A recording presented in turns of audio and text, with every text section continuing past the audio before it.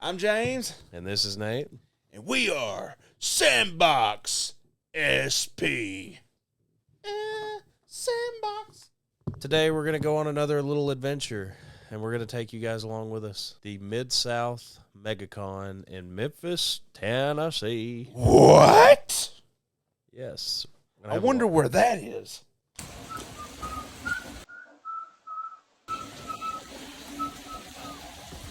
Hello.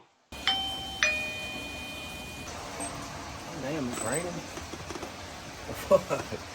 All right, we got the essentials. We're about to make our way to the MEGACON. Get a Nissan and head on out.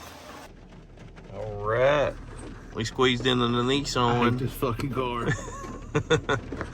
But it's really good on gas. We going to the MIDSOUTH MEGACON. A lot of cool stuff going on there in Memphis, Tennessee.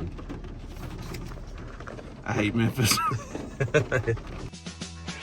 out Sandbox Crew, got a steal for you. Game so cool and price is true. Do that do.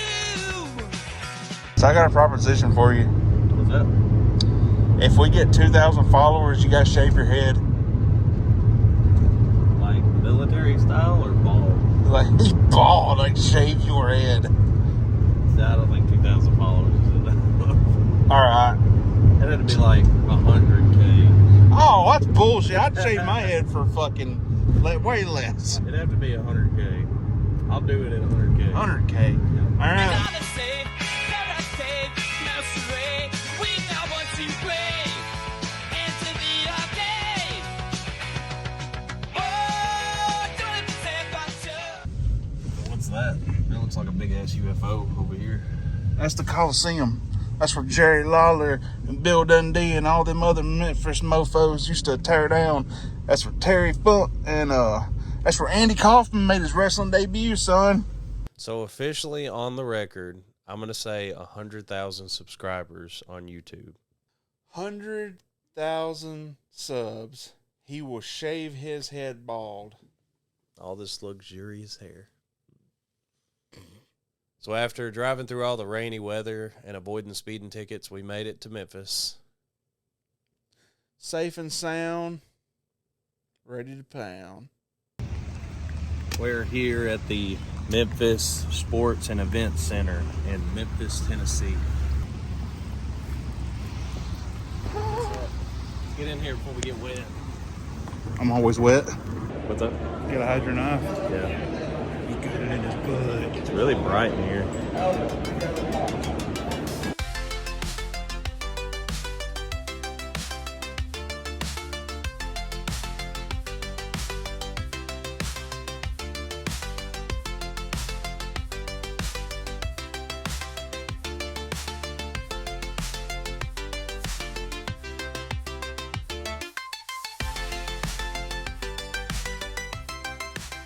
So, the first thing we really wanted to do was go to the celebrity meet and greets. And the first one that I really wanted to go to was Billy West, voice actor for characters such as Doug, Fry from Futurama, Zoidberg. He was the Red M&M, a Ren for Ren and Stimpy, just tons and tons of cartoons. Meet Billy West. What's your favorite thing Billy West has done? I like Futurama. I like Doug. I don't know. That's hard. Doug's funny. I like Futurama too. What about Ren and Stimpy? Hugs, man.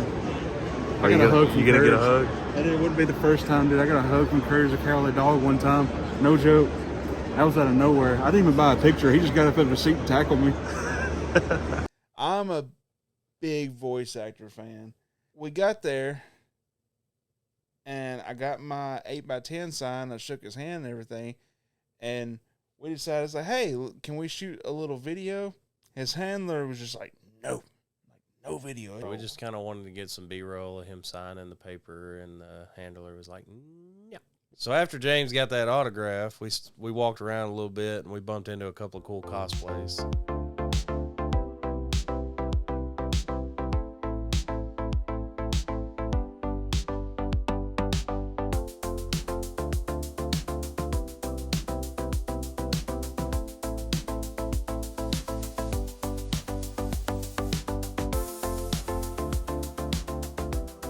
started exploring the game vendors. The first one we ran into had a really good selection. We met Retro Wolf here. What's up? He's hooking us up with a couple of Sonic games for Yeah. my collection. Boom. Yeah. Shadow the Hedgehog, which went way up in price because of the movie. And then we got Sonic Adventure DX Director's Cut Player's Choice. Both are complete. This one's complete, right? Yeah. So 2 awesome games. Yep. Glad they're going to a good home. We appreciate it. No problem. Yeah, Retro Wolf hooked me up with a couple of Sonic games to add to my collection. Got Sonic Adventure DX Director's Cut for $52. I got Shadow the Hedgehog for GameCube for $85. I already have this on PlayStation 2, but I needed a copy for GameCube. As if he didn't have enough Sonic in his life. After picking up those titles, couldn't walk away without grabbing this game. He had a pretty good price on it, $15. I grew up watching this TV show when I was younger, Zatch Bell. Me and my brothers would watch this when I was growing up, and I've never played the game, so I'm kind of excited to try that out. Looks kind of like a Mortal Kombat style, Street Fighter style fighting game. I grabbed a Sega CD game. Nothing like too crazy. It's Masked Rider. It's an FMV, like full motion video type thing. It's kind of like point and click type deals. It kind of correlates with Power Rangers, and I collect Power Rangers memorabilia. And I grabbed a Grand Theft Auto Vice City soundtrack. Yeah, James likes collecting soundtrack CDs, so we're always on the lookout for those. Mostly movies. Retro Wolf was pretty cool. He's a bigger YouTuber than us, But not for long. but not for long. But yeah, he was pretty chill. He talked to us, instead of like, hey, you guys need to get out of the way and I need to sell shit. Y'all want to be on this level? Why don't y'all just lick my boots and get the fuck out of my house? Yeah. He wasn't like that. Sometimes you'll come across some other like content creators that are doing this kind of thing, and most of them just like don't want nothing to do with you. Your competition. And from what I've seen in the gaming community, it's usually like everybody's kind of, nobody's really like that. Retro Wolf was pretty cool. This is what he was using to display his games on his table. And I was like, man, we need something like this to display our games, because the things we were using were kind of janky. Like we had these bags, zip up bags, and they're good for carrying around a stack full of games, but like video aesthetic wise, they didn't look as appealing as these do. Funny story about these boxes. He told me I could find them on Amazon, and I think they were like $45, $50 something. And ordered these bitches off Temu for $19 for a 3-pack. Set. Yeah. So if you're looking for them, that's where I got them. I got them way cheaper, and they came in Amazon boxes when they were delivered. So, I mean, it's the same shit. After buying a few games, we decided to do a little bit more exploring, checking out some of the other shit up here at the Kamikaze.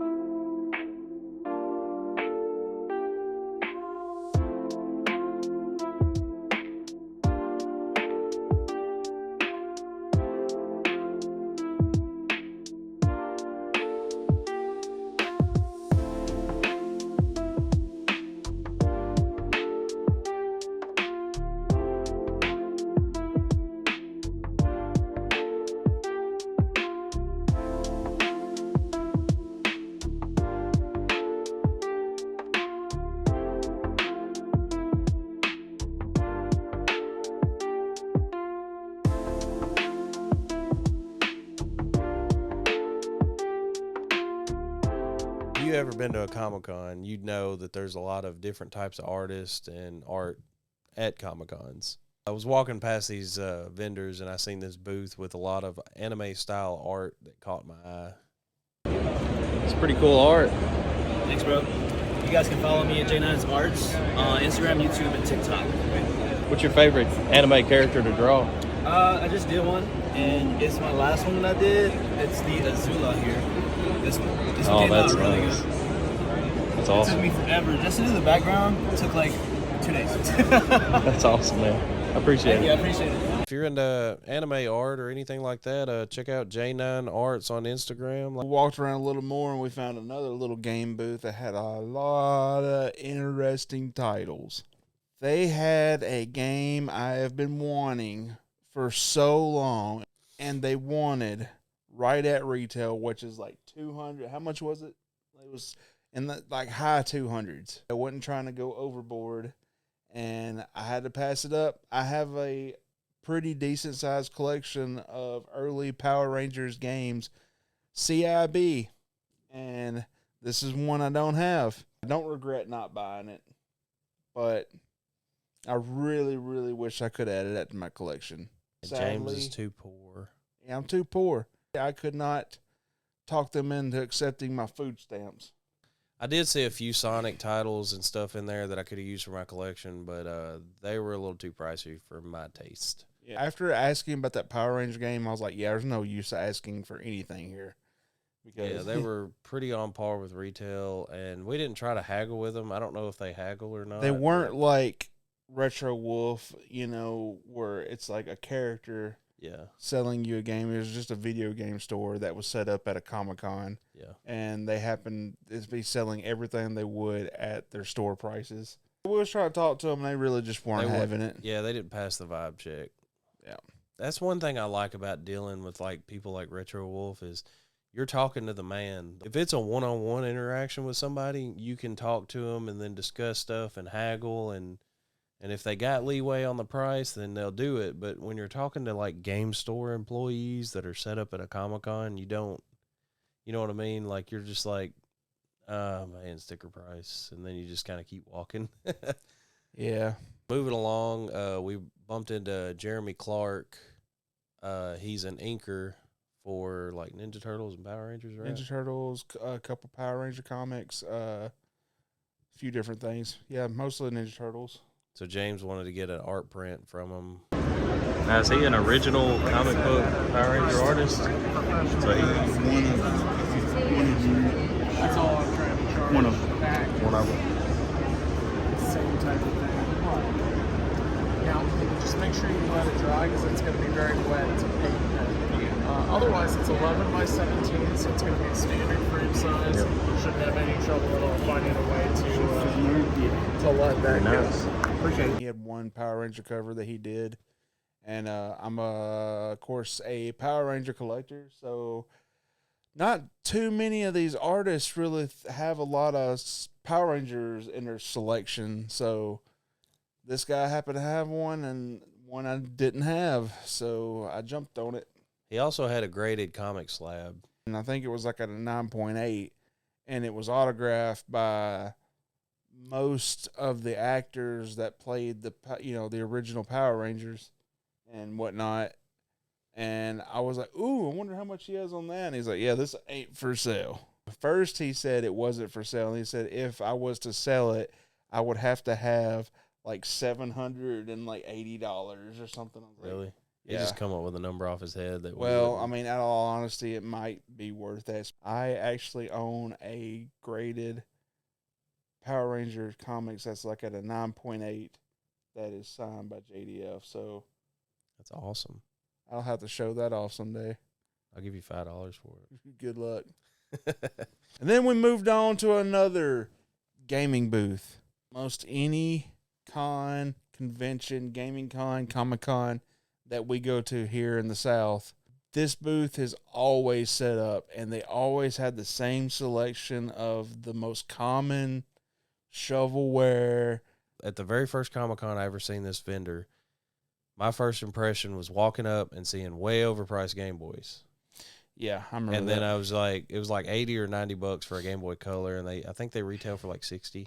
And I was just like, I'm not really interested in anything else. Like, I don't even want to keep looking, you know. And he has a ton of plushies and stuff too. So then we decided to get a little bite to eat at this little cafe they had on the inside of the complex. Yes, the Courtside Cafe. Got a snack at the Courtside Cafe in Memphis. Inside the stadium, they're serving a little grub, burgers, pizza. What do they consider this a stadium? What else do they have up there? Burgers, pizza, chicken tenders, fries. Just your basic concession stand stuff. Drinks. But it tastes better than regular concession food. Honestly, the carbonated drinks. They actually season their fries. Oh yeah, they do. I seen them do it. Oh yeah, they're a little I seasoned. watched them do it. I seen them do it. Pervert. So after fueling up and using the bathroom, we decided to go check out some more vendors.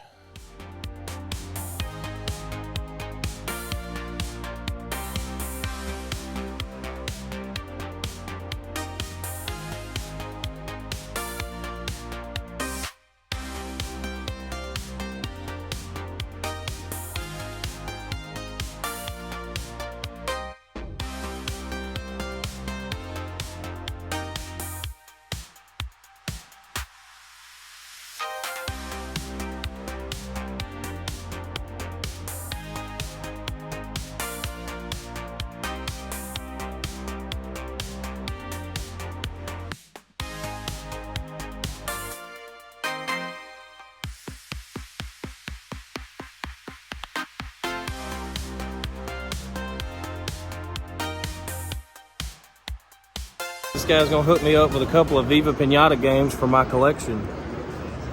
We got the 360 and we got the DS. Now people were like harassing me trying to get these games. I was having to hold people back, but Thank God he did. I held on to them and he's getting them. All right. This guy's a champ. Always buy from this guy. Arkansas picker. Right? He always calls this guy American Picker. I don't know why. Because there was a show called American Pickers on the History Channel, and it was so popular that it's been stuck in your little feeble little mind. The Arkansas Picker hooked me up with a couple of Viva Pinata games. Did you get anything from Arkansas Picker? I did not. I did not buy from Arkansas Picker, but I did look through his stuff. He had a good little selection there. He had a $5 bin underneath his table, which is kind of cool. It wasn't like a bunch of Guitar Hero and Call of Duty, and it was some of the stuff you're like, oh dang, that's actually a good game. It's not just like, oh, NCAA. Oh God, it wasn't just a bunch of sports games or nothing. So after meeting with Arkansas Picker, I kind of scrolled around his channel, and he's a pretty entertaining guy. Check him out, and check out Retro Wolf. They're both cool dudes. They're humble. We've seen all the game vendors and all the resellers. So we decided to check out the other arts and crafts, such as, people that actually like to make stuff.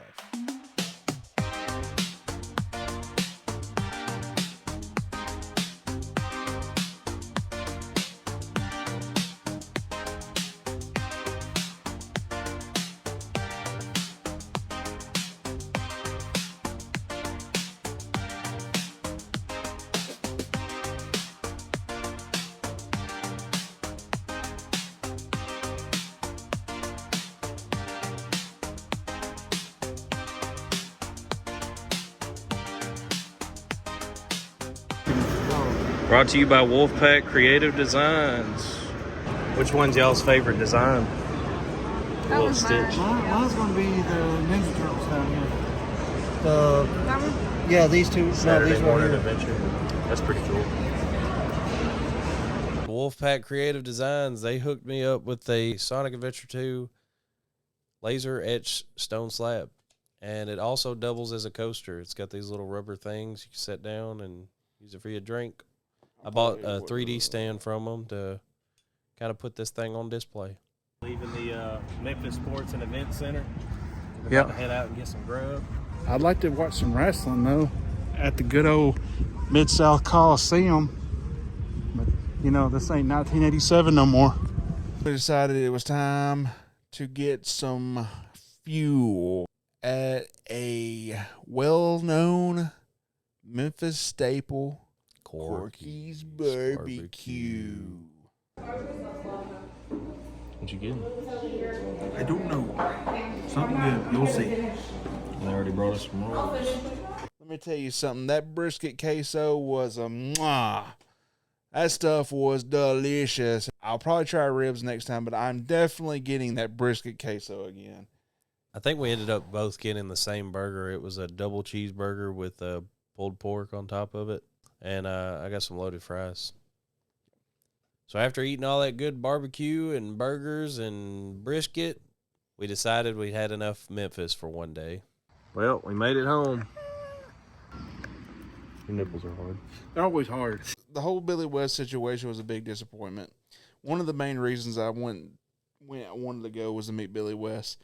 And he was just kind of there signing autograph. I mean, just making money. Yeah, which, what are you going to do? What are you going to do? Yeah, I respect it, but, I don't respect it. Well, yeah, It's one of those things you're not going to be able to change it. It's like you don't know the man in real life, so. Yeah, don't meet your heroes. Got a few artist prints. Met a couple of fellow YouTubers. Had some good food. Overall, it was a pretty good day. Yeah, I think the MegaCon would have been a little bit more crowded if it wasn't raining. It was pouring. Yeah, we were almost debating on going ourselves, but I'm glad we decided to suck it up and make the trip. I got me some awesome Sonic games to add to my collection, and even more awesome Viva Pinata games to add to my collection. All in all, fun time, fun trip. But it's now in the past. Where do we go from here? We got to go bigger and better. All you got to do is follow, subscribe, hit that like button wherever you're at in the world. Send us some roses. Send us some roses? Yeah, if you see us live on TikTok, send us some roses. Okay. We love roses. Yeah. Like, share, sub, all the above. All right. Good night. Banana. Banana. Don't fart, please. No, I'm sticking this notepad under my leg. Shout these motherfuckers out, motherfuckers. Pretty sure his old lady wanted to bone me. Your face and my ass. Let's go.